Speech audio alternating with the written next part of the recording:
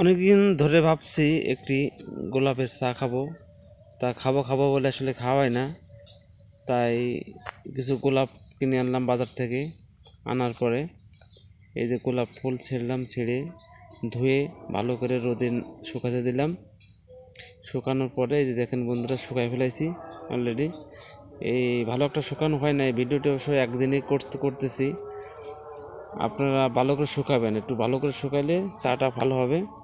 এবং এই যে গরম পানি করলাম, গরম পানি করে বিভিন্ন এই যে মগে ঢালতেছি। ঢালার পরে এই যে কিছু শুকনো গোলাপের পাপড়ি আমরা গরম পানির ভিতর দিয়ে দিচ্ছি। দেওয়ার পরে কিছুক্ষণ ভিজায় রাখতে হবে। ভিজানোর পর হালকা নাড়াচাড়া দিতে হবে। দেওয়ার পরে দেখবেন অলরেডি অটোমেটিক সুন্দর একটা কালার চলে আসছে আপনার পানিতে।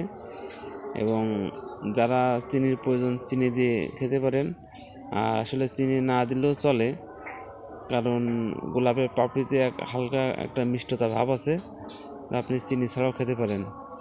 এবং খাইতে কিন্তু খুব দুর্দান্ত। আমরা এই প্রথমবার আর কি স্বাদ নেওয়ার জন্য বাজার থেকে কিছু গোলাপ কিনে আনছি। ঠিক আছে, আপনারা ট্রাই করতে পারেন এবং খুবই দুর্দান্ত একটা ফ্লেভার আসে এই গোলাপের চা থেকে। আপনারা আশা করি অবশ্যই ট্রাই করে দেখবেন। ঠিক আছে, খুবই সুস্বাদু এই চা, আপনারা অবশ্যই ট্রাই করে দেখবেন। আমি ট্রাই করতেছি, অন্তত জীবনে একবার এই গোলাপের চাটা খাওয়া উচিত।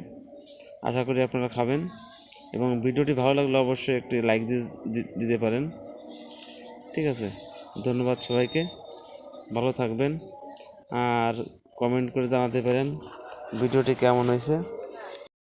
এই গোলাপের চাটি অসাধারণ একটি চা হয়েছে, যা আপনারা না খেলে বুঝতে পারবেন না, অবশ্যই খাবেন।